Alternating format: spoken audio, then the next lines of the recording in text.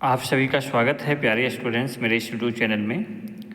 आज हम चर्चा करेंगे यूजी सेमेस्टर 2 के लिए मेजर पेपर जो आपका थर्ड है उसके लिए क्या क्या इम्पोर्टेंट प्रश्न हो सकते हैं। प्यारे स्टूडेंट्स, आपके लिए यह जो पेपर है वो आप सभी जानते हैं कि ये प्राचीन भारत का इतिहास आपको पढ़ना है, तो इसमें जो इम्पोर्टेंट प्रश्न हो सकते हैं उसको आप नोट कर सकते हैं कि प्राचीन भारतीय इतिहास जानने के पुरातात्विक स्रोतों का वर्णन करें, आर्कोलॉजिकल सोर्सेज पढ़ सकते हैं।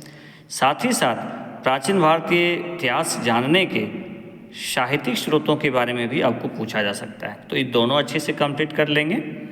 उसके बाद स्टार्ट होता है इंडस वैली सिविलाइजेशन यानी सिंधु घाटी सभ्यता। तो सिंधु घाटी सभ्यता से 2-3 प्रश्न बन सकते हैं।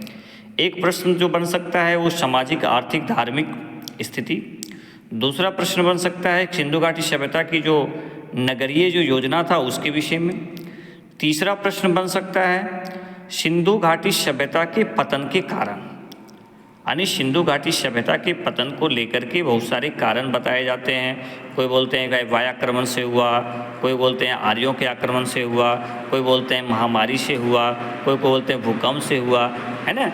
तो जो कारण जो लोग बताते हैं, कौन से लोग किस कारण के फेवर करते हैं, तो उसके विषय में आप अच्छे से कर लेंगे। नेक्स्ट प्रश्न प्यारे स्टूडेंट्स आपके लिए बन सकता है कि ऋग्वेदिक काल के सामाजिक आर्थिक धार्मिक स्थिति, उत्तर वैदिक काल के भी इसी प्रकार से सामाजिक धार्मिक राजनीतिक, है ना, ये सब कंडीशन थोड़ा सा पढ़ लीजिएगा। नेक्स्ट जो इम्पोर्टेंट प्रश्न बनेगा आपके लिए वो 16 महाजनपद डिटेल में लिखने के लिए बता दीजिएगा कि कौन कौन से 16 महाजनपद हैं। अच्छे से इसको तैयार कर लीजिए। हो सके तो आप नक्शा के माध्यम से भी एक जब इसको लिखिएगा तो एक आप मैप भी बना के दिखा सकते हैं साइड में, तो ये आपको बहुत अच्छा मार्क्स मिलेंगे।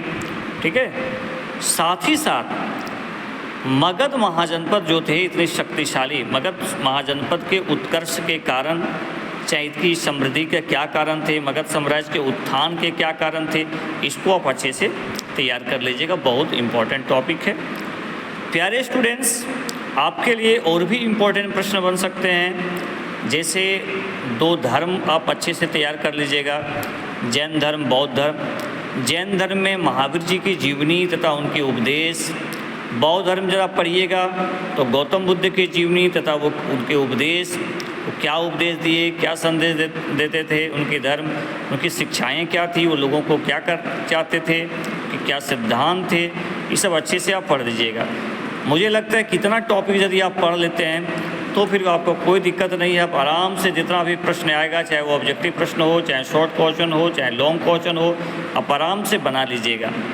प्यारे स्टूडेंट्स, कहने का मतलब ये है कि जैसे आप जब पढ़ते हैं, जैसे आप मगध महाजनपद पढ़िएगा तो मगध महाजनपद में बहुत सारे वंशों ने शासन किया, जैसे हर्यक वंश, शिशुनाग वंश, नंद वंश।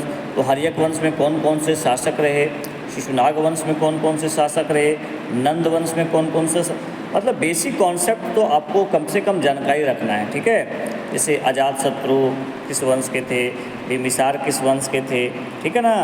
तो इस तरह से पढ़ने का प्रयास करते हैं तो एक तो आपको कॉन्सेप्ट भी अच्छा हो जाएगा, साथ ही साथ इससे रिलेटेड कोई भी प्रश्न एग्जाम में आएंगे तो उसको आप अच्छे से कर सकते हैं। नेक्स्ट वीडियो हम बना देंगे शाम तक, देखते हैं आपको ऑब्जेक्टिव प्रश्न भी बना देंगे कि इससे क्या क्या ऑब्जेक्टिव प्रश्न कैसे तरह से पूछा जा सकता है। तो अभी तक यदि मेरे चैनल को सब्सक्राइब कोई नहीं किए होंगे तो कम से कम सब्सक्राइब कर लीजिएगा, लाइक कर दीजिएगा और शेयर कर दीजिएगा।